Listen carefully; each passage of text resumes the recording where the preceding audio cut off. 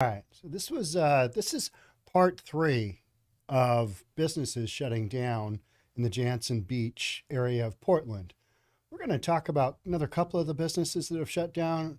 We're going to talk about, we got an article from 2021 that kind of sets up what is going on in this neighborhood. Well, we kind of know what's going on, but now that you've got yet another major chain that the thumbnail the thumbnail I had, it says changing business needs. Excuse me. Changing business needs, such as we no longer need our business to be in this neighborhood, we're taking it elsewhere. They're just shutting one down. They're shutting a big restaurant down. I love BJ's. I've talked about BJ's. It's a weird name, right? I mean, back in the day, 26 years ago, it still had the same connotation.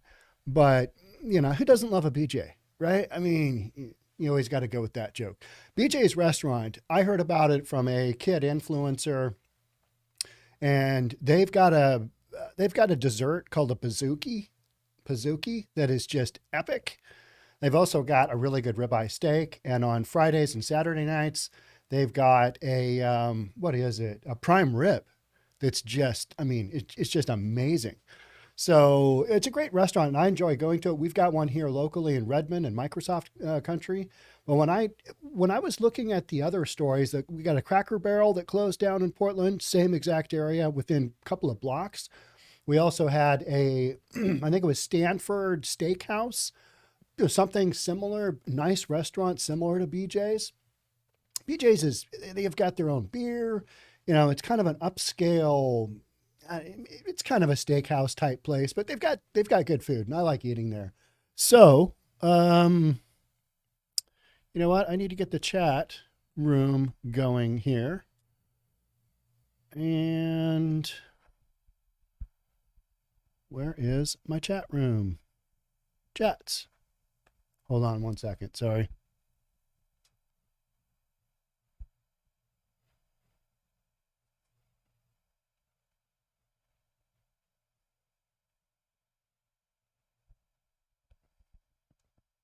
You know what? I'm going to take a quick intermission here. Hold on one second. We need to get the chats going. Chats were not up and available. But it wasn't up.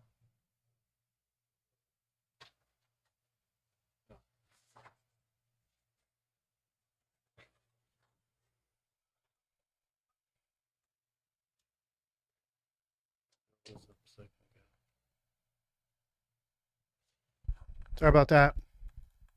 Chat issue.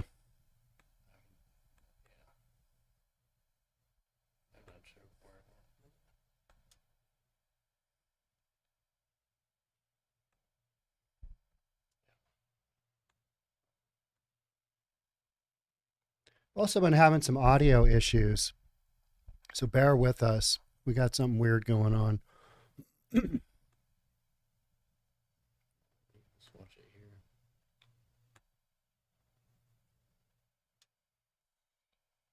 Okay, there we go.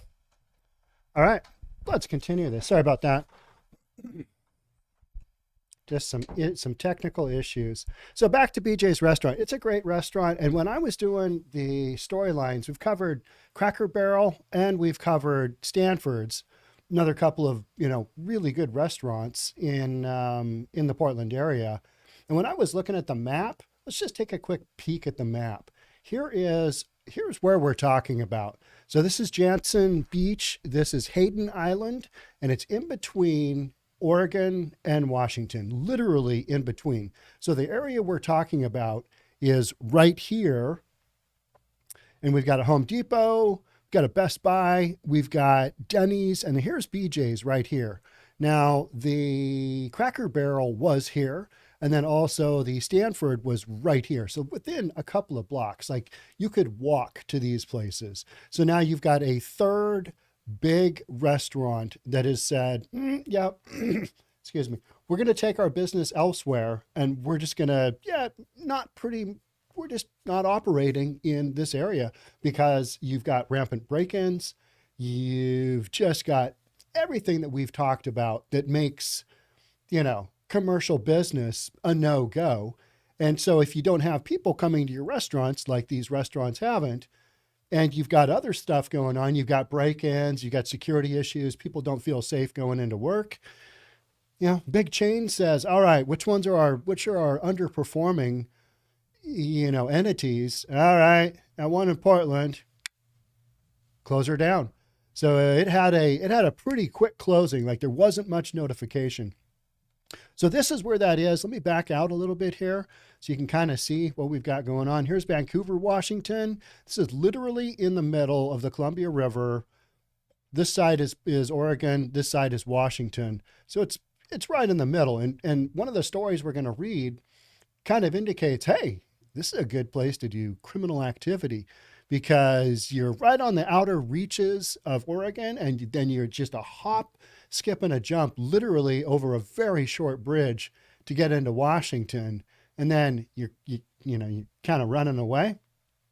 Okay, and so we're up here in downtown Portland, Old Town, right, like where all the protests were happening, is kind of right above the Portland here. That's downtown Portland. And so now you've got kind of an idea of where we're sitting. So we're sitting north of downtown Portland by a handful of miles. So let's get into the BJ's restaurant. BJ's restaurant at Jantzen Beach closing down. This is yet another restaurant. We talk about what does this look like? When do the businesses start shutting down? This is the third major one in a very short period of time, because the other ones that we're going to look at is Cracker Barrel. That was last August. That was August 9th of 2022. That's when that article is coming up. And then Stanfords follows Cracker Barrel and closing due to safety concerns. That was in September. So you go August, September, February for three pretty major restaurants. And BJ's is, it's a national chain as well. The Stanford had a couple. It's owned by a company out of here in Bellevue. Doesn't have as many restaurants, but Cracker Barrel, I mean, I've never eaten there, but you guys told me, hey, it's a decent restaurant. It's okay. BJ's Restaurant and Brewhouse at Jantzen Beach is set to close permanently on February 21st after 26 years in operation. Parent company confirmed last week. This could also be one of those situations where this restaurant has run its course, right? I mean, let's try and be fair. Let's try and be reasonable. But when you've got these other restaurants, that have already kind of paved the way, that's when you're like, no, this is the trend.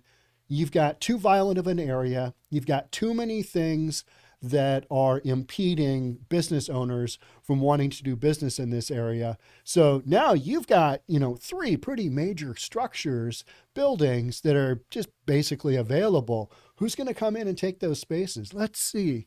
Cracker Barrel couldn't do it, Stanford, and now BJ's couldn't do it. We're a small independent company. Let's take a crack at this. Yeah, maybe, but, the lead example here is business like restaurants, especially, more than a Denny's, because Denny's is very close nearby. So is Target and so is Home Depot. So, which one of those is going to shut down? The Target, I know in this area, we'll read about it in just a little bit. The company did not give a reason for the closure in a statement to KGW, saying only that the decision was by no means an easy one. Nobody wants to shut down a business. Nobody, wakes up one day and goes, what the best thing in my life would be is if we just shut down this restaurant right here that I own.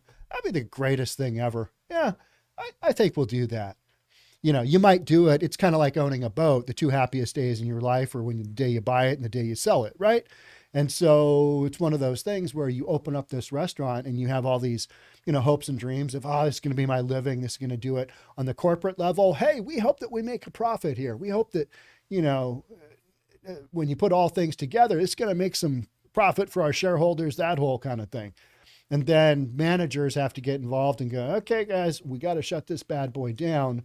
And so by no means is it an easy one. Nope. And encourage customers to visit other BJ's locations in the area. Oregon has another two, I think it was, Eugene and maybe Hillsboro, somewhere like that. Yeah, we're going to get to in a second. The company only operates two other Oregon restaurants, according to its website, one in Hillsboro and one in Eugene. Although it does also have 4 restaurants throughout the Puget Sound area in Washington. I really only know of one here in Redmond that I go to. But I've heard a lot of people talk about BJ's, and I enjoy going there. An internal memo sent to restaurant staff and shared with KGW didn't offer much more specificity. That's a tricky word. Stating only that the closure is expected to be permanent due to changing business needs. I found that to be a really interesting way to state this. Changing business. So the business needs more safety. The business needs less break-ins. The business needs less riffraff running around this area, stealing from businesses, stealing from residents. This is a mainly commercial area that we're talking about right here, but it's gone the wrong way. It's been kind of the epicenter for, the behavior we're talking about. And a lot of this is drug driven. This is people getting, money for their next fix. It's organized retail theft. And a lot of that has to do with people getting their next fix. So due to changing business needs, and again, I go with, we don't need to be here. We are out of here. We need to be gone. That's kind of what they're saying. And that's literally what they're doing. Only giving kind of a couple of weeks notice here and offering staff a bonus for staying until February 21st and an opportunity to transfer Hillsboro or other BJ's locations. That's very nice of them. I don't know how much better the Hillsboro is, but I do know that this specific location that they're in, it is on the downward trend, folks. It is going like this. It's not looking up. The closure marks the 3rd high-profile departure of a Jantzen Beach restaurant along North Center Avenue in the past year, following Cracker Barrel and Stanfords last summer. Both of those closures were specifically attributed to safety and security concerns, not only for their patrons, but for their employees, for anybody, their food delivery companies, anybody was at, risk, was at physical risk that their security needs weren't being met. And so you take those and you move them out. Move them out. But BJ's made no reference to safety issues in either its public statement or its internal memo.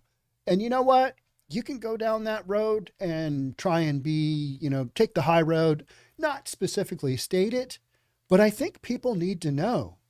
I think people need to know. Hey, the reason we're leaving, brutal honesty, is that nobody felt safe here.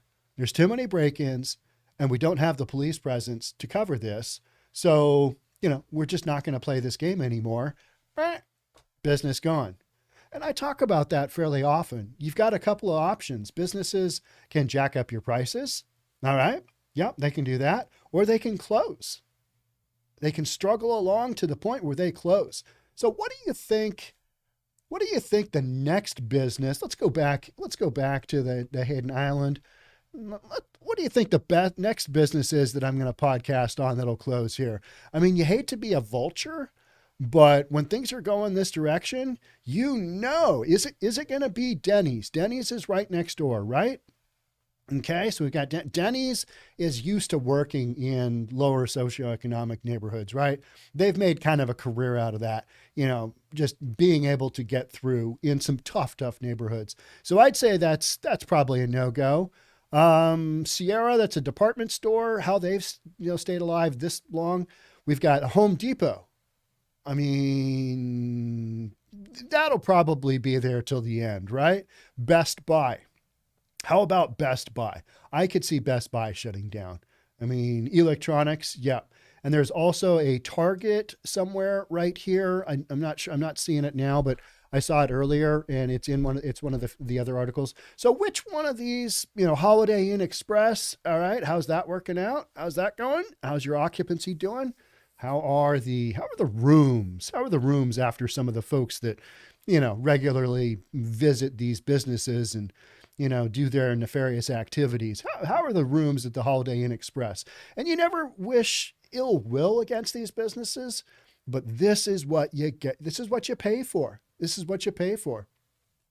One of the last things I'm going to show you in today's live stream is there's a big homeless encampment in Seattle, It's right by the University Bridge. It's the Ship Canal Bridge. It's right by the University of Washington.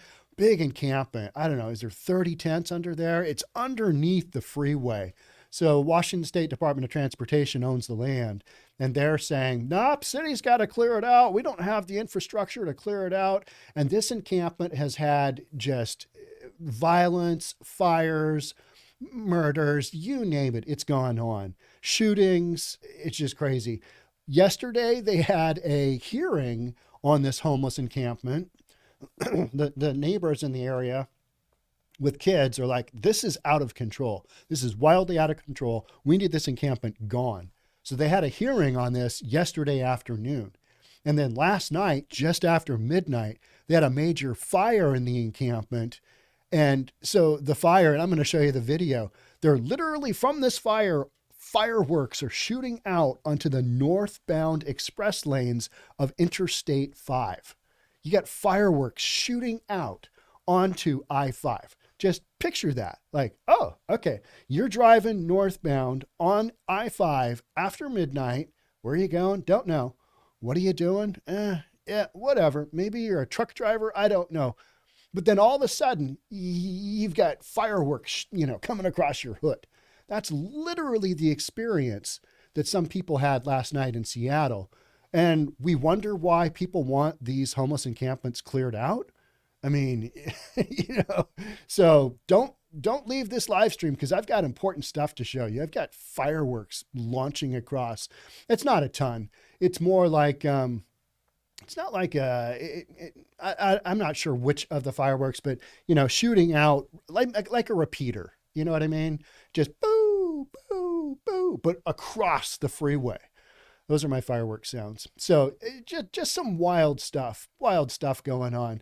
And people are, just let the encampments go. They're fine. They're not hurting anybody. No, but they're launching fireworks onto a freeway. Oh, okay. Well, all right. So both of those closures, the closures we're talking about, Cracker Barrel and Stanfords, attributed to safety and security concerns, but BJ's made no reference. All right, they're taking the high road. But people need to know what's going on. Why are you closing this store down? Well, because none of our employees felt safe there and we weren't making any money because nobody would come there. So therefore, we are shutting down. There have been some business openings at Jantzen Beach in the past year. Floor and Decor opened up shop in a new building at the side of the former Safeway on North Jantzen Street. And JB's Chicken Palace opened up in the former Hooters building next door. I know there's Hooters out there. There's none here in my area at all. Is that still a thing? I don't know. I mean, that whole concept to me is like, all right, if they build it, they will come. But it's my understanding that JB's Chicken Palace has really ramped up security in the forms of possibly having, armed security guards. So, hey, let's go to JB's Chicken Palace and we'll eat some chicken. But that guy over there with the gun, he's going to keep us safe because this whole area here, it's headed in a wrong direction. And you never want to just kill a business area with bad stigma. But this is one of those areas when you've got 3 major companies that have taken the nosedive. What do you say? Things are looking up. Things are looking good. Hey, we're on the upswing here. Only 3 have shut down. And, and you've got Safeway next door and then you got Hooters that, used to be there. This is a transitional area. And by transitional, I mean, companies leaving left and right. Let's check out the Cracker Barrel. Security issues prompt abrupt closure of Jantzen Beach Cracker Barrel. I've already podcasted on both of these stories, so I'm not going to go through them all entirely because, you can check out those podcasts you want, but we're going to hit on some of the, major concerns. Employees told KGW the decision to shutter the restaurant was announced to staff Monday, and security issues are to blame. All right. Well, okay. So, and by security issues, you mean people breaking in. So there's that, right? I mean, that's what you're talking about. A man and woman looking for a bite to eat Tuesday morning were shocked to find the Jantzen Beach Cracker Barrel closed and boarded up. Others who live and work in the area were just as surprised. What's going on? Asked Steve Goodwin. KGW reached out to Cracker Barrel to find out, and the company confirmed that the Jantzen Beach restaurant had been shut down. KGW yesterday, I did a podcast. One of the stories was they went out to a pretty well-known homeless encampment in Portland, and they got out there and they were doing totally another different story. And there was, they literally witnessed a shooting, an argument, two people were arguing, and all of a sudden, crack, you have that gunfire. And then the guy who got shot, he limps off into the forest because he got shot in the leg. Just another day in Portland, just another shooting. But, let the homeless people live wherever they want because they're not hurting anybody. Fireworks, shootings, fires in tents. As a standard course of business, we continue to evaluate the performance of our stores using various criteria to ensure we are meeting the needs of our guests and our business. So based on that, Cracker Barrel said, no. And this was the first of the majors that kind of shut down here. One of the comments here is there's a lot of theft, people on drugs. So this is all tied in to the decriminalization of drugs and then the decriminalization of activities that are now used to support said drug habits.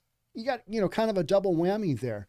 And so from that standpoint, these other businesses, they're suffering as well because you've got this kind of stuff going on in these areas and people don't want to go do their fine dining there. I was thinking the other day, my girlfriend and I, we used to go over to Seattle. Believe it or not, we would go over to Seattle to eat fairly often because there's just way bigger variety of restaurants in Seattle than where I live here, which is in the burbs.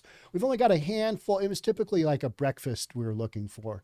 We used to go over to Seattle, over near the Space Needle, pretty often. We used to go over to Madison Park pretty often, which is another, nicer neighborhood.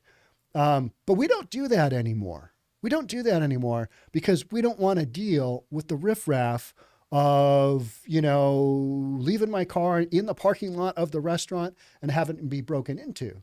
Don't want to deal with panhandlers on the way into the restaurant, or something just crazy happening, or homeless people lined up and down the sidewalk.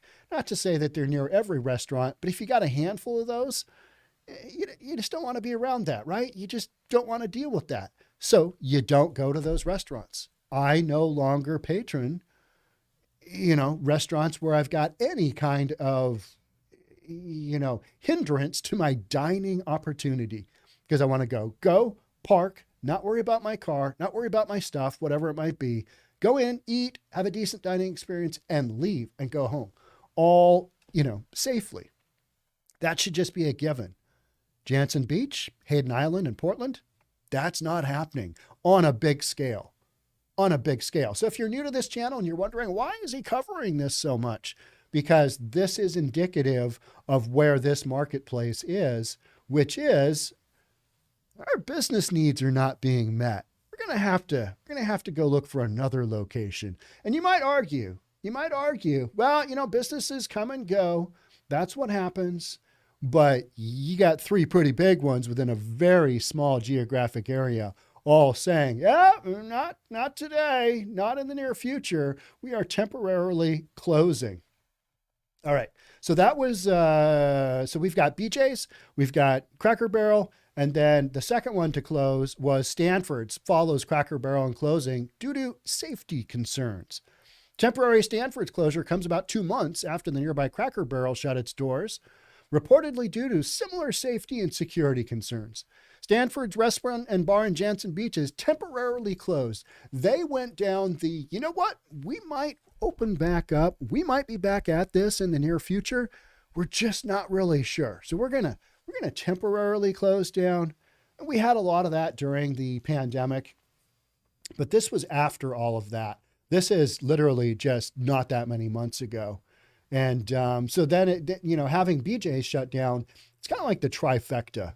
It's like, okay, yeah, we have truly hit kind of a ledge here where we're like, all right, this is a major trend. This isn't just a couple of small businesses, getting out of there because you can only have so many break-ins and, you're not going to be able to, you just can't do what you need to do. There's so many insurance issues, especially for these major corporations. They got a lot of money. The overhead on these big restaurants is massive.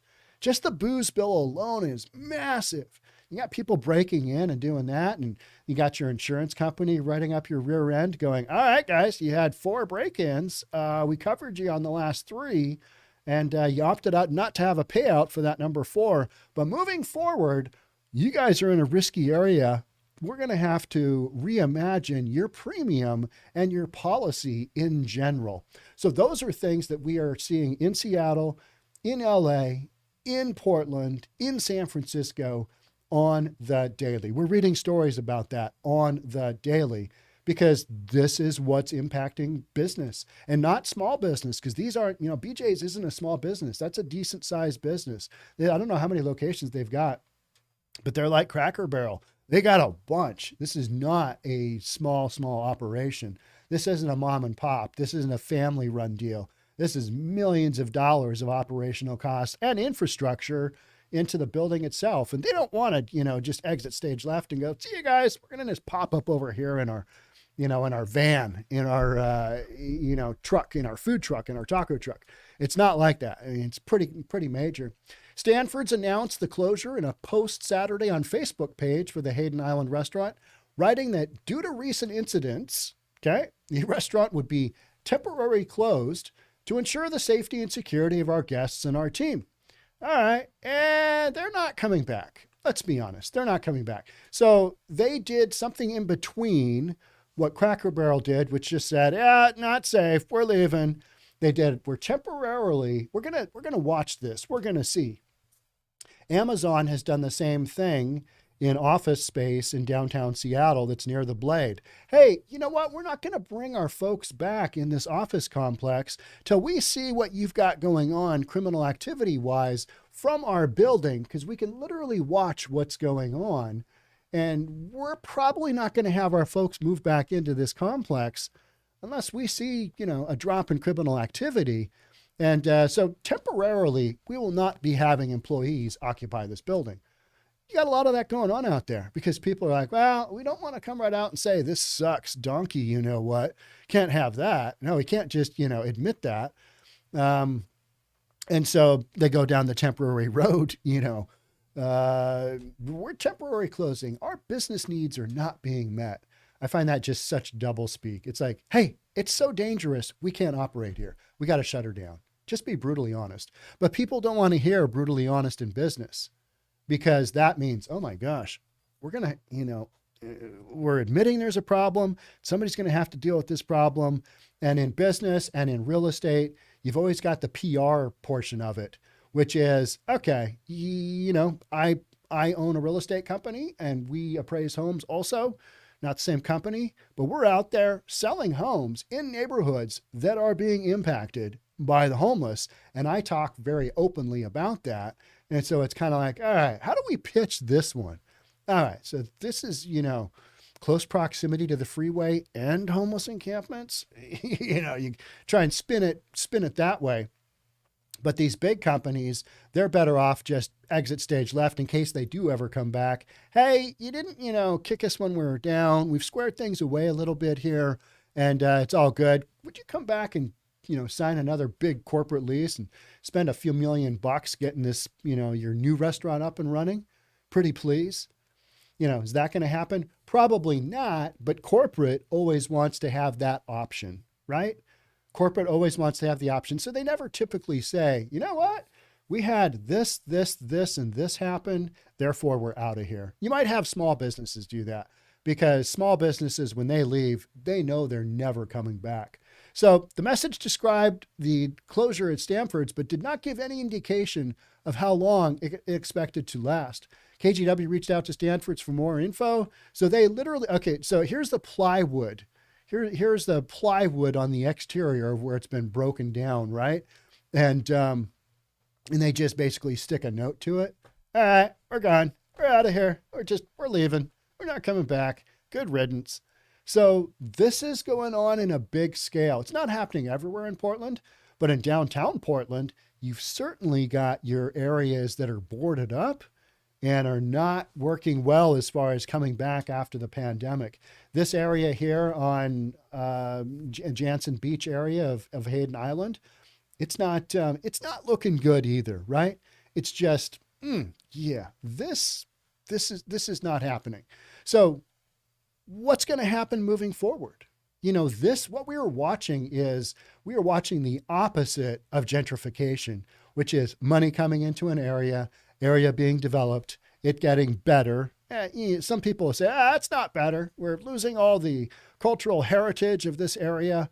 Well, areas become desirable over time. Other areas become less desirable over time. This is one of those areas that is on the downswing. It's having a rough time. And what's it going to take to make this area safe? I mean, more police? No, good luck with that. You still got the same number of people running around doing their thing. And we know that you're not going to be able to get a massive number of police into the system in a short period of time. So there really isn't anything to prevent what you've got going on here. Are people going to self-regulate and say, hey, you know what? We just need to be better individuals.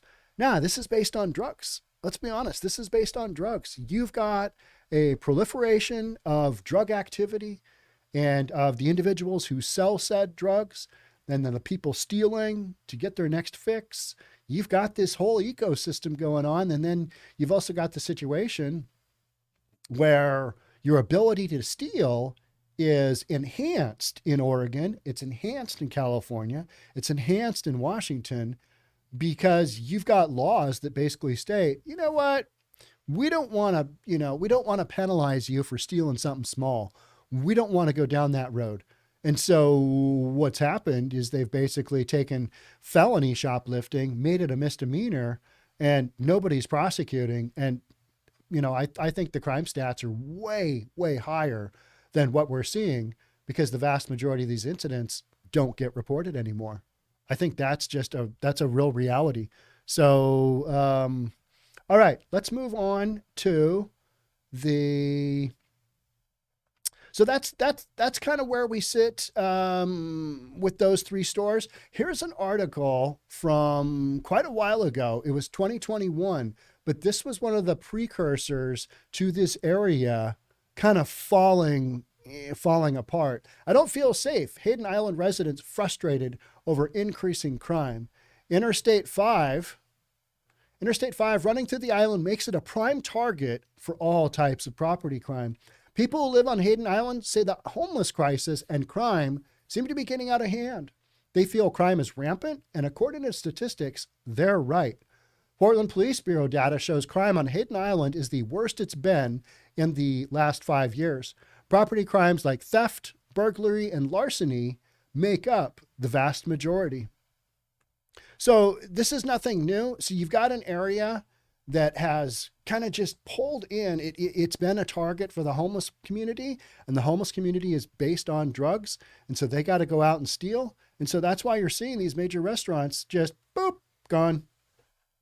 And there's going to be a handful of small businesses left, but not that many. I don't feel safe. And remember, this is 2021. So have things gotten better? No. We just saw 2 major other restaurants close, right? Things have not gotten better. They're going in the wrong direction.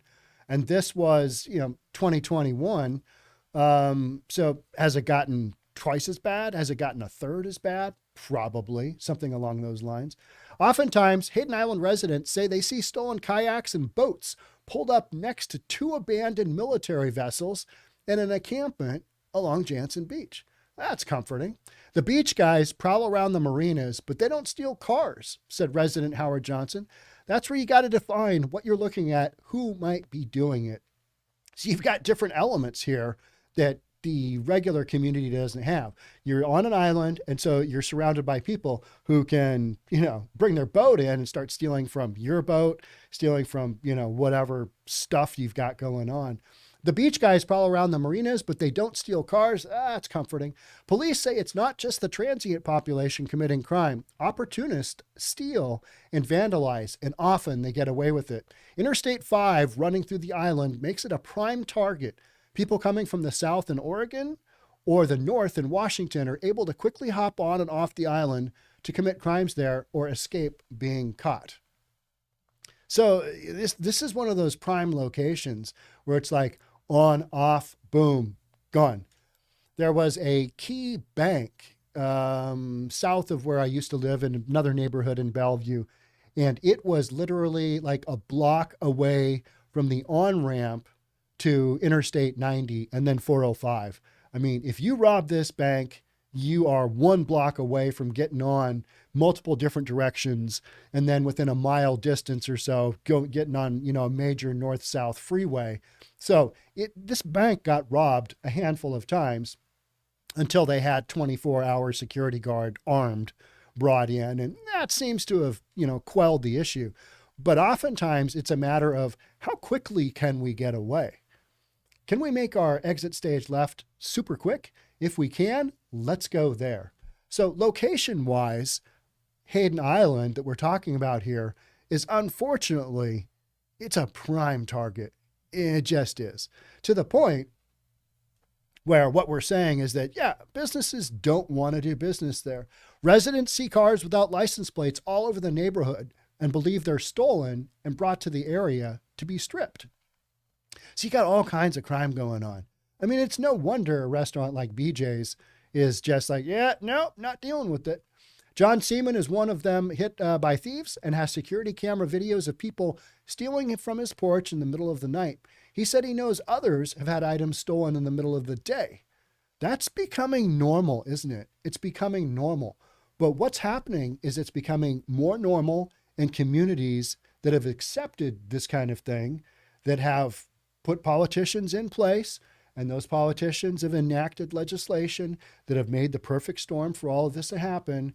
It's getting worse in those areas. And then other areas that haven't gone down those roads politically or legislature-wise are not suffering. They're suffering a little bit. I mean, there has been a spike in crime across the United States, but in areas where you didn't, decriminalize drugs and you didn't make criminal activity of shoplifting and basic thievery, where you didn't just, give the two thumbs up green light to that, those communities, those areas don't have this kind of stuff going on. So it's kind of like you've got this lab experiment going on. What happens if we decriminalize everything? All right, that's what happens. We make this acceptable. All right. And then we defund the police. And we haven't even talked about defunding the police. You've got criminal activity going on in areas, and Portland is down how many hundred police officers? It's a bunch. It's a bunch. I mean, it's just, we've been following that forever. And unfortunately, the way that Oregon has their setup with their training of their officers, they're not going to have officers in there anytime soon. It's like an 18-month, this massive process to get folks in. And so, you're not going to be able to bring the supply of officers up anytime soon. Seattle, same thing. We're just not going to have cops to do what we need to do. And yet we've got these homeless organizations, King County Regional Homeless Authority, Housing Authority, whatever it is, asking for $11.5 billion to build more housing so that they can get these individuals out of these encampments that are wildly addicted to drugs into housing that they're going to tear apart, that we as taxpayers can, continually just keep remodeling so that we can keep these people in there, because there's no qualification for getting into said housing. We want to build just thousands of units of housing. How's that going to work out? Not that well, because everybody kind of knows. You take these folks off the streets, and unless there is some kind of accountability for, getting into mental health care treatment or addiction services, this isn't going to work out. And yet everybody keeps pointing to, we need more housing. All right. And I'm continually saying, no, you need some accountability, because you got this criminal activity just going crazy. You need to tighten up those laws. You need to throw some people in jail. You need to draw the line. But in these areas where this is going on, Portland and Seattle are great examples of cities that have allowed this to happen. LA, another perfect example. San Francisco, another good example. Asheville, North Carolina, just talked about, their crime statistics going through the roof because they kind of went down that whole defund the police thing. And, look at how well that's working out. And I get, messages from you guys all the time saying, I live in this community. We didn't do any of that stuff. And guess what? We don't have those issues. So you've got this direct comparison going on out there, right? Of cities that are, and the cities right now are playing the enormous blame game. And the enormous blame game is, well, that housing authority over there, they got all the money and they only made this many units of housing. So, we're just, and then we blame the Department of Transportation. The governor blames the mayor blames the governor, mayor blames the city council blames everybody. There's just zero accountability. So I'm going to see, before I move on here, I'm going to see if I can get the messages up here again and see what you guys are talking about. No, I don't want to hide chat. Okay, there we are. Greater Idaho. Yeah, that is something that is coming up, right?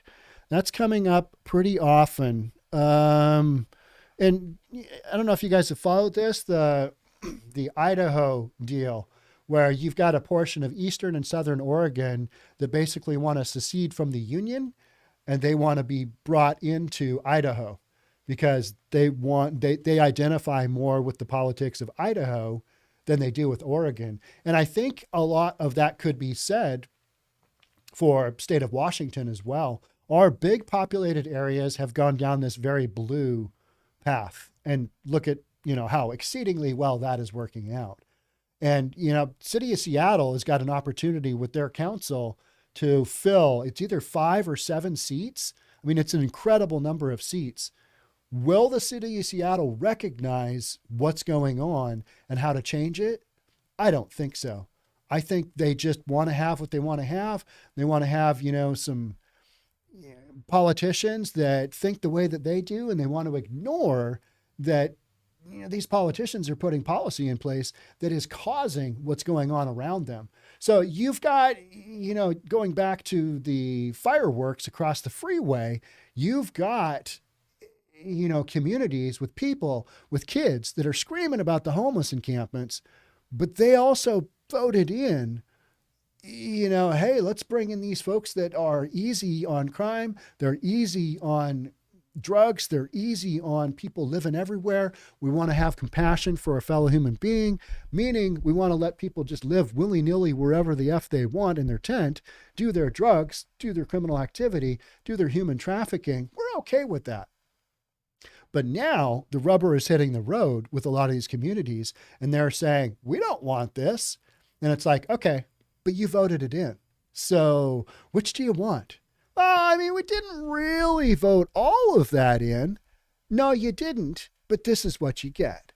This is what you bought and paid for. Well, we didn't want all of this stuff. Well, yeah, and neither do the other people who are literally moving out of your city in droves to Idaho. We know that's a statistic, right?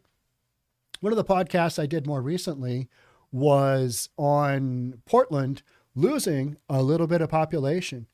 Now, a reporter went back years and years and years trying to tabulate when the last time we had a 2 or 3 year period in Portland, in Oregon, where they lost population. And it hasn't happened on a couple of year rolling basis ever in recent history. You had a couple of, I think it was timber busts in the 70s and 80s where that happened. All right, so you got a downturn there. But now you've got a downturn because people are recognizing, you know what, maybe I don't want to be here.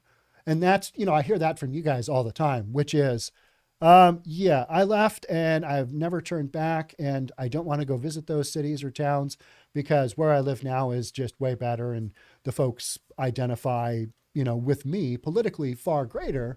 And so that's why you've got, the whole greater Idaho. Yeah. Portland, how long would it take to dismantle if greater Idaho? 2 years? Maybe. Yeah, maybe. I think Portland is already kind of just being dismantled, on its own right now. See what else you guys are talking about. Why does half the state have to exist? Kick Seattle out. Well, where are you going to put them? I get what you're saying. Take Portland, put it into the ocean. Take Seattle, put it into the ocean. But there's such huge driving economic factors for the rest of the state that basically you're stuck with them. So the real question is does everybody else want to, leave the union? They want to secede from the union? Yes, they do. But I think we're a long ways away from that happening. I don't think that'll happen. I don't think that'll happen in my lifetime. I really don't. I think population changes will happen, but I don't think you'll have that kind of thing happen to that extent. And I think going back to the comment, Portland, how long would it take to dismantle? Portland is being dismantled right now on a tax basis, right? You've got so many buildings, so many businesses not coming back to downtown. I mean, right here, we just named three big ones, right? What is the tax revenue that Portland has lost, that Oregon has lost, in essence, from these businesses leaving? It's a bunch. And these aren't the only ones. We've talked about all kinds of businesses leaving. It's just the direction it's going for these areas.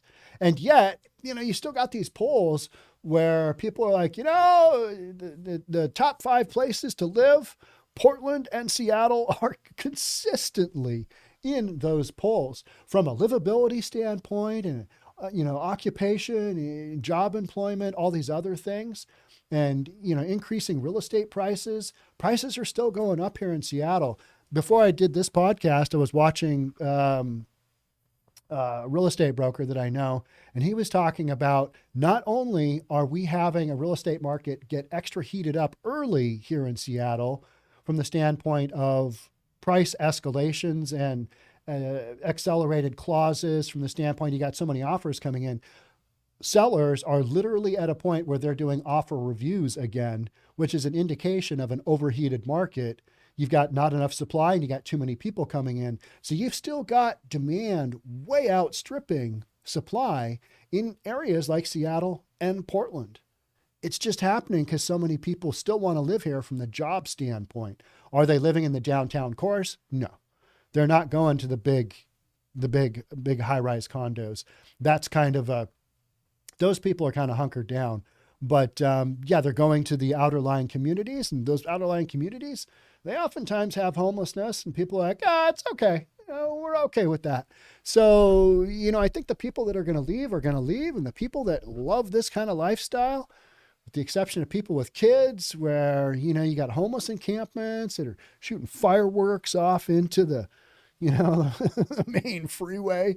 If that doesn't send a message to the mayor, hey, you should probably shut that encampment down. You should probably kill that bad boy and just do the whack-a-mole and move those people somewhere else, right? But at least when you clear out those encampments, when you do that, at least it gives that community a little bit of breathing room. But you know what it does? It puts the pressure on another community that you've moved those people to. So until you start dealing with the underlying issues, which is basically drug addiction and all the criminal activity that, unfolds from that, till you start dealing with that, expect much of the same. That's kind of my thought. I mean, why would this just go away? It's not going to. All right, let's see what else you guys are talking about. America, the next Detroit. Yeah, some of these cities, and I would agree with you, a lot of these areas are looking like Detroit, but then you've got employment that kind of overrides that. You might say Seattle, last one out to turn off the lights. That was the Boeing, the last big Boeing bust, where we went from, 116,000 employees down to 38,000 employees. A couple of real estate brokers, last one, out of Seattle, turn out the lights. With that story, what people don't often tell you is like the following spring after that massive bust happened, Boeing kind of got back on the train and hired another 75,000 people. And it just, that boom bust cycle. Whereas Detroit, car manufacturing, those jobs are gone. Textiles and steel in Pennsylvania, those jobs are gone. despite what our fearless leader tells us about we're bringing jobs back. Well, yeah, I don't think you are. Businesses aren't generating here because the climate isn't there for that. International business, you bet. That's happening all day long because you got people willing to work for $3 an hour or 50 cents an hour, whatever, in some sweatshop. Those are economics. So we're battling that. But yeah, America, the next Detroit. Evansville is another one. Youngstown, Chicago. Yeah, these are all cities that, have major issues. And then there's other cities that seem to be doing just fine. Boise, Idaho, it seems to be thriving. Their biggest complaint in Boise, Idaho is don't bring any more of your riffraff and their ideals into our community. Stay the F out. That's, and we're going to open carry. And that's their legal right to do so, right? That's their legal right to do so. Now, the downtown core in Boise, it's going to have a little bit of blue in it, but that's essentially downtown core of just about any city, right? Except you get into some of the hardcore and you're like, oh, okay, yeah, we're pretty much red here, pretty much red through and through. All right, so here's that agencies reveal plan to address problematic encampment under Ship Canal Bridge in Seattle. This is a big encampment that I've talked about people literally running across the freeway. Yeah, people running across the freeway. And it's close to schools. It's in a good neighborhood. My boat is where I have my boat is literally blocks from this area. So I see this stuff fairly often. I see the RVs. I see the needles. I see the stuff going on. It's just, all right, if we're going to deal with this is what we're going to do, But if you are in a community where you've got children going to a school and you're going past a homeless encampment that is just off the rails, and that's what this one is. This is the biggest one I know of that Seattle needs to deal with right now. It's getting the most pressure, and I think it is supposed to be cleared out in a couple of weeks. Following months of safety issues at a homeless encampment under the Ship Canal Bridge, agencies responsible for housing the people who live there and cleaning up the areas have revealed some details of their plan. Go in and clean it up. Or, hey, how about this? Don't ever let it begin to start with kind of how we handle things here in Bellevue. Don't let it start, because once it starts, it gets out of control. And the residents seem to think, this is a good idea. Or, we're very compassionate, until you get a 30 tent encampment where they have shootings, fires, and fireworks going on to the freeway. So over the past several months, there have been several safety issues reported at the encampment, including 2 shootings, one of which was fatal, and most recently a fire on Saturday night, this last Saturday. Big fire. And we had another fire last night, fireworks. Residents reported hearing what they thought were propane tanks exploding. Well, that's because propane tanks were exploding. Yeah. But I mean, the encampments are mostly safe, except for the guy running around with a sword or an axe. I mean, Seattle Fire Department said tents and propane tanks were involved in the fire Saturday night, and no injuries were reported. Oh, that's a relief. But it's the latest incident in a list of safety concerns raised by residents and nearby business owners. The complaints also include parents of students at John Stanford International School, an elementary school that sits a half block west of the encampment. I mean, all right, little Johnny, don't look over there. Look over here. We need to get you into class. What are they doing? What's that, man? Why does the man not have any pants on? The encampment borders both sides of I-5 express lanes, Wallingford on one side and the University District on the other side. All right, University District is UW, where I went to school. Didn't graduate because I couldn't find the point in graduating with a degree in political science. It made no point to me. So I dropped out halfway through my junior year and never looked back. Real estate? Yeah, you don't really need a college degree. It's kind of one of those things. I did take enough classes, though, to do what I needed to in life and get by. U District, always been kind of a train wreck. Now it's rough. Wallingford, it's on the other side of this major freeway system. Nice area. And yet, yeah. It's a residential area where people are getting upset that little Johnny has to see, Mr. Homeless Encampment resident doing crazy stuff. So we're getting to that point. It's referred to as the Pasadena encampment by regional partners because of one of the nearby cross streets is Pasadena Place Northeast. Saturday's fire occurred near Pasadena Place Northeast and Northeast 42nd Street. So one of the fires, I think it happened like 2 weeks ago. They found a guy that had been shot inside the tent, burning up. I mean, if that doesn't tell city officials, hey, maybe you need to shut this bad boy down. Maybe you need to do a little sweep here. And then last night, literally after a safety meeting by parents for this school that I just read about, another big fire and fireworks. I just find that so appropriate. What are you doing with fireworks in your tent? I mean, what are you going to, what holiday are you going to celebrate? Are you a big Kansas City fan and you're going to celebrate Kansas City winning the Super Bowl with some fireworks? What are you doing? Fireworks in your tent? So many questions, so few answers, right? Como News has repeatedly asked what's being done to address the community's concerns. Washington State Department of Transportation has said the state agency is acting with urgency, working with its regional partners to address the encampment. Yeah, urgency. How many people have died there? A handful. How many fires have happened? How many other, acts of physical violence? How many drugs are being sold? Fireworks, people running across the freeway. I mean, just some really sketchy, dangerous stuff.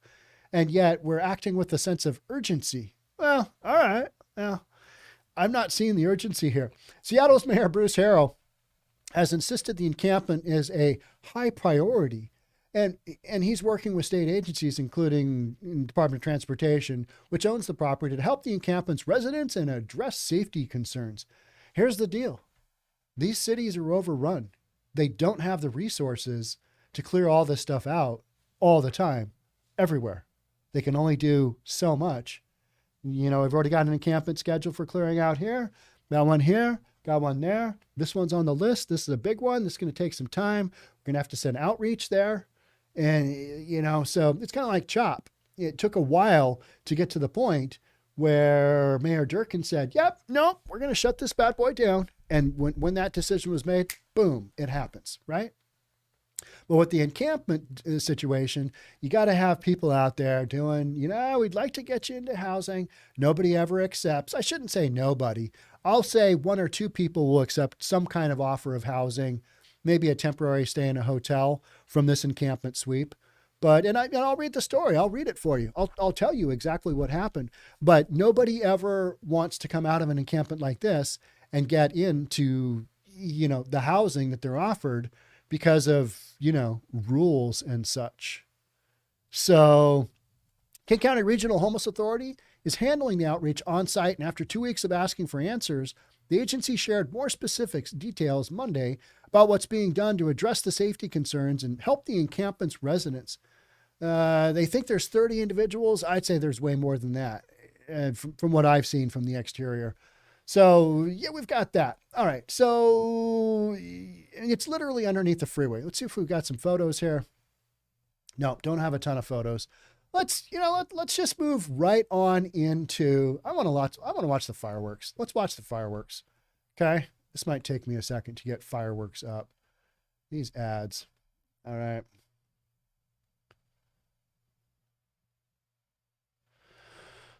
We have a paid subscription, but it's not on this channel. And so here we go. All right. So here's fireworks. You can see traffic going over. All right. You got a big fire going on inside. Big fire. All right. Those flames are damn high. Those tents in there are just, see the billowing smoke?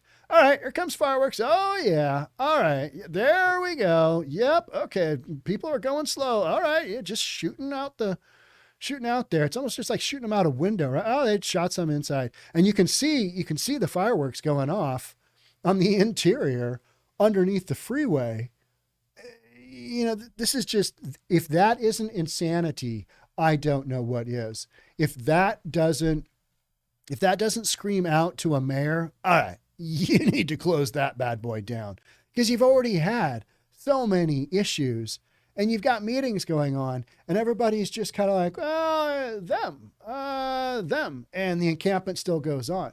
So what we're saying is between Cracker Barrel and City of Seattle, not Cracker Barrel, but BJ's and the restaurant deal, you've got situations where cities are basically just overrun.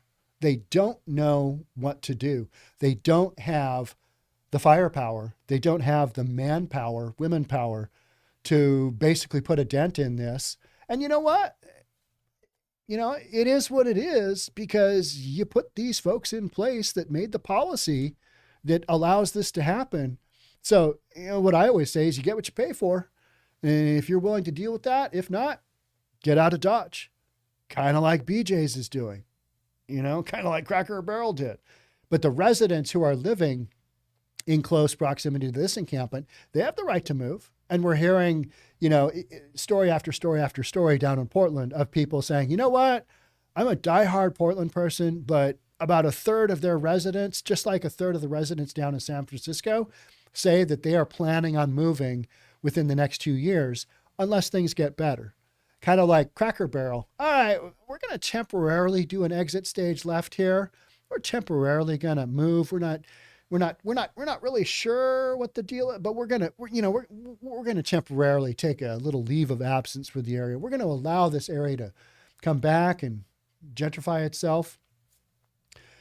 You've got the capacity of the cities, the capacity of these counties, the capacities of these states.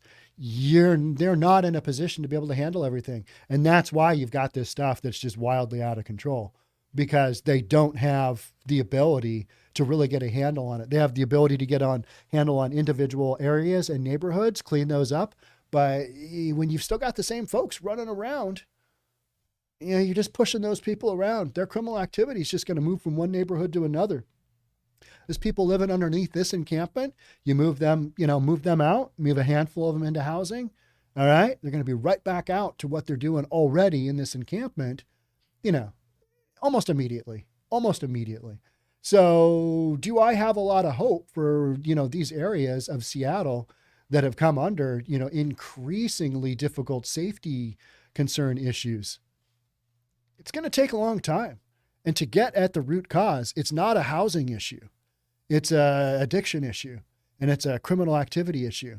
So until you start to address some of those, and, let's not forget the whole mental issue. You got people running around communities that just flat shouldn't be doing just crazy stuff. On the private channel, I talk about some of these situations fairly consistently because they are so violent and they are so crazy. That's on reasonabletv.com. They're so crazy that those issues, you can't even raise them on a regular platform like you're watching this live stream. You can't do it because you're probably, you're going to be, number one, demonetized immediately, and you may take a strike to your channel because some of the content is so shocking. But that's what's going on out there. That's literally what you've got going on. And then you've got good people like you that tune into my program to kind of see what the nonsense is going on out there and to assure yourself, hey, at least I'm not dealing with that. And you'd be correct. But you know what I always say? You got to look at the glass half full. I've got podcasts for years coming. Years.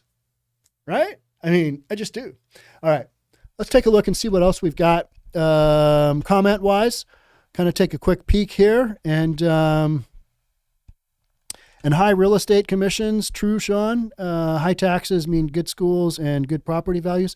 You know what's interesting about that? Once property values fall, they must move to preserve value.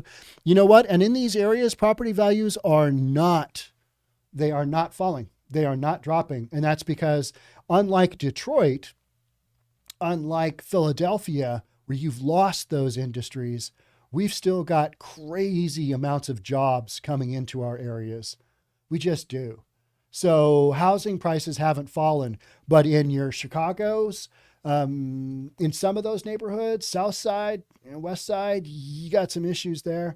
But in Philadelphia and some of these other cities that, were just devastated by the change in economics, yeah, those property values fall. And when those property values fall, it takes the tax base with them and it just wipes things out. So that's a little bit, that's where things get confusing in like Los Angeles. You're going to have some neighborhoods that'll have some decline, but there's still so much in the way of jobs and employment in those areas and also desirability, like Venice Beach.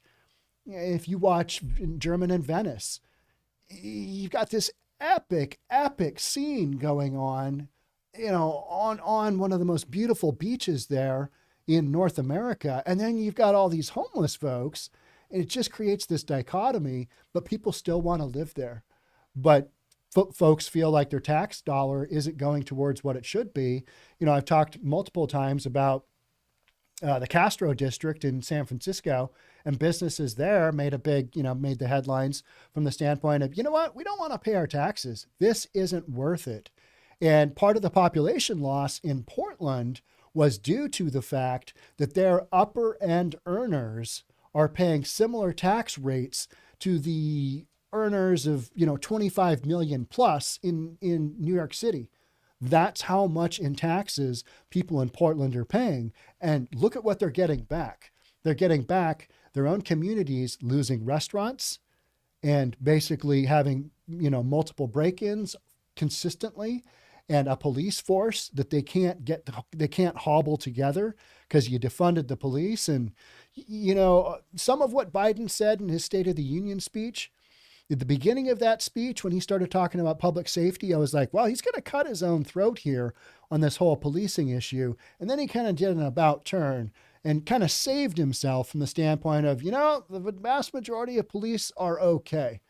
And that is true. If you look at numerically, what some communities need to fear police? No, on a statistic basis, they need to fear each other. They need to fear each other. And, on a true data standpoint, that is wildly true.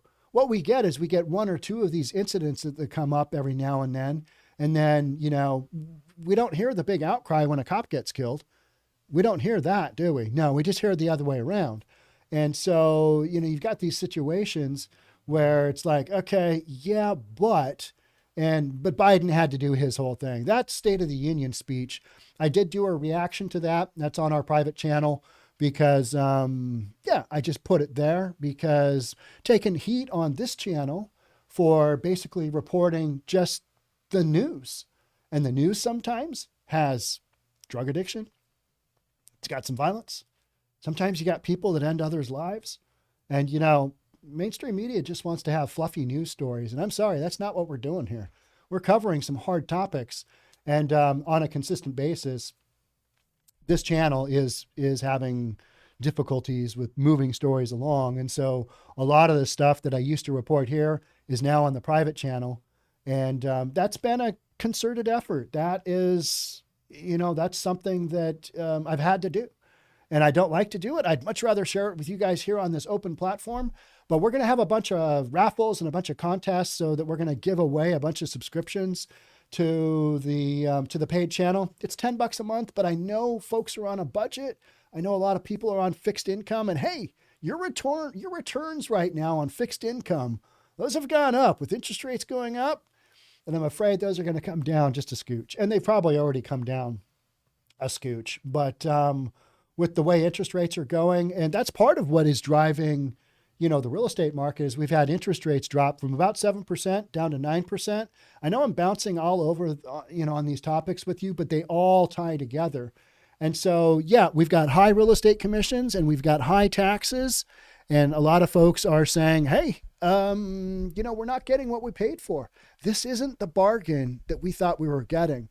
And a lot of folks want to say, you know what, my house isn't worth this. And you're like, well, what did you pay? Well, I paid that, but I don't want to have that reflected in my taxes. Taxes are based on assessed value, and assessed value is based on market value. It's based on a percentage of market value. So if you're at 90%, if your area and your millage rate is such where you're at 90% of market value and you've had 40% increase in your home price in the last 4 years, let's just say, some communities here in Western Washington have had a 35% increase in a 24-month period. your taxes are going to go through the roof. Are you going to get back those taxes in, more policemen? Probably not. Probably not. So what's government doing with all your money? Man, they're not clearing out the jokers from underneath the encampment bridge, are they? No. I've thought about going over there and live streaming when they clear out that, because that'll be a big deal. But then, I'm talking to you about the KGW, their news crew out literally witnessing a dude get shot in some kind of argument, probably a drug argument, and then the guy limping off into the woods. And then I have that in the back of my mind, and I'm like, you know what? My office right where I'm sitting right now is pretty safe. There's not a lot of shootings that occur here. So, do I want to put myself in that situation? I might figure something out and go over there, because that'll be a wild one to clear out, because those people are hunkered down. They are literally underneath the freeway. I mean, just living situation like that. So hardcore. Who wants to do it? The only way you can survive doing that is if you are just high as a kite all day long, and this is your option.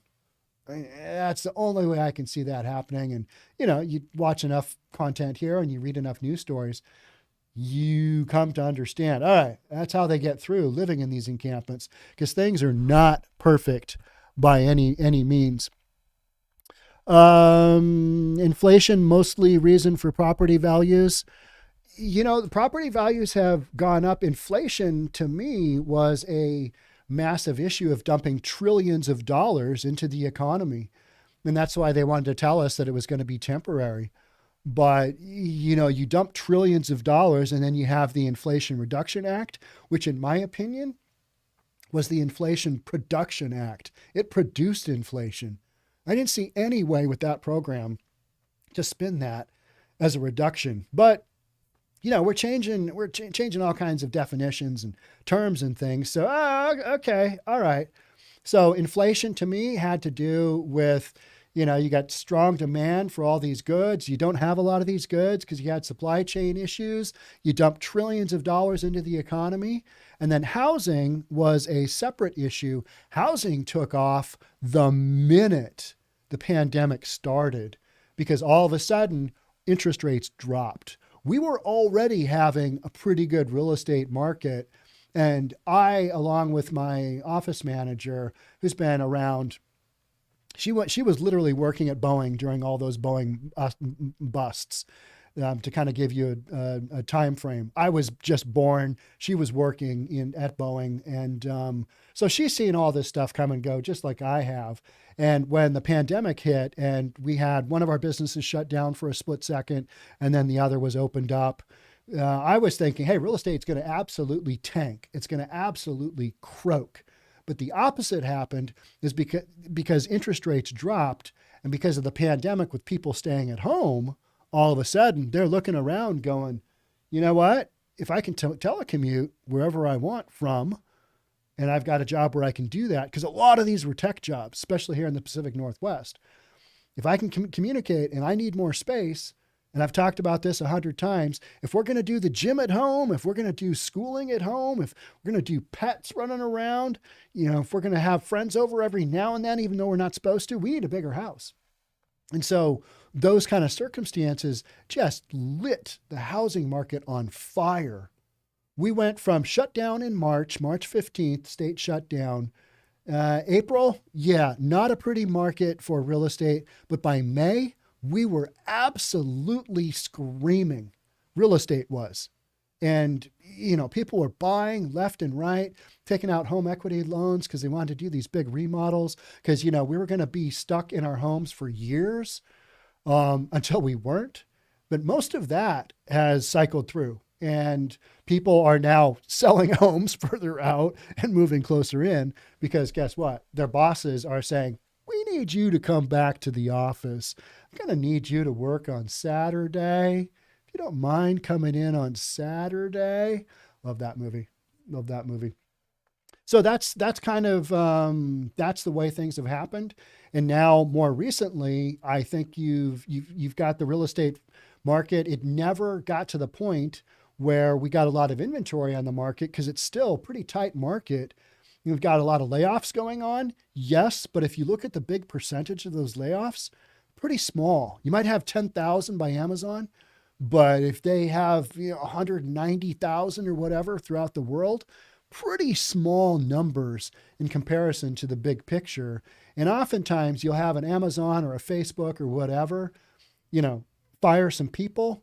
And here in Seattle, we'll have like a couple hundred lose their job, but they are immediately picked up by somebody else. Same thing down in Portland.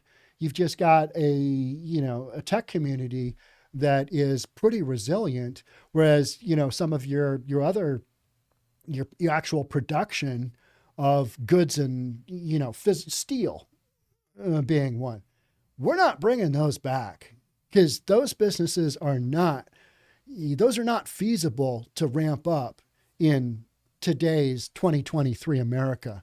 Not seeing that happen. We're hearing things talk about that. We're bringing jobs back, but it's like, really? How are you doing that? Because so much of this stuff is now based on international trade. And that's why Trump had such a big, issue with the bad deal we were getting with China. It was absolutely right. Absolutely right. But everybody was like, that orange man bad and he's racist, without, really digging into the data. Some of the things, I know I'm just rambling here, but this is, end of a live stream, and that's what we do. Some of the other issues I saw within the State of the Union address were just real head scratchers. It's like, you're going to go down that road? Like Republicans wanting to eliminate Medicare and Social Security. It's like, no, Oh, the really good one that I thought was funny is that President Biden came literally right out and said, we're going to need to have fossil fuels for at least another decade, another 10 years. All I could think of is, and people laughed. People literally laughed out loud. I don't know if you caught that. That to me was probably the second best part, because 10 years is ridiculous. We're going to have reliance on fossil fuels for decades moving forward. It's just, maybe we tear it down. Maybe we don't. I did buy an electric chainsaw. It's epic. Ego. Yeah, I really like it. But I'm not going to buy an electric car. Just not going down that road. But a chainsaw, yeah, it's pretty cool. I like it, but I'm not. That's not really me. I do it because it's a better product and it makes sense. And running a gas-powered chainsaw is, it's something I don't really need to do anymore. When I was a kid, yeah, it was fun to crank that up and all that blue smoke go up into the sky and just make your neighbors, routinely upset with just pulling the trigger on, whatever 18-inch chainsaw. I mean, that's like riding the mini bike around, right? Let's see how upset we can make the neighbors. But, Biden came out and said, we're going to have to rely upon fossil fuels for at least 10 more years. And people are like, whoa. The other epic deal was Marjorie Taylor Greene just shouting out, liar, liar. She brings in her white balloon.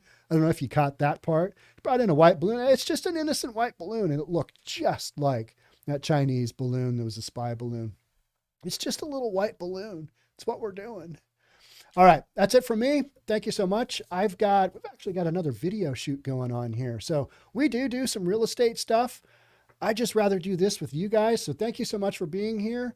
And we're going to do some raffles. So if you want to check out, we're going to have some opportunities for people to get membership to the private site, because I'm putting a lot of content on there, because that's reasonabletv.com, because I can't put it elsewhere, if you know what I mean. All right. That's it for me. Thanks again for being here. Thanks for everybody that participates regularly. Got a handful of super fans out there. So thank you so much. And for those of you already subscribing to the paid subscription channel, Reasonable TV, much appreciated. All right. I will catch up with you next. I might do a live stream tomorrow, but for sure, I think we're going to do Tuesday and Thursday. So if not, I will see you then. And I'm also on here just about every weekday, Monday through Friday. I participate in the premieres. I'm there, not in person. I'm there in person, but chatting. So if you want to hit me up there. Also, don't forget our Reasonable Plus Discord channel. We got all kinds of stuff going on, and we're just getting ramped up. So thanks again for joining and being part of this process. Much appreciated. Bye for now. Now I got to figure out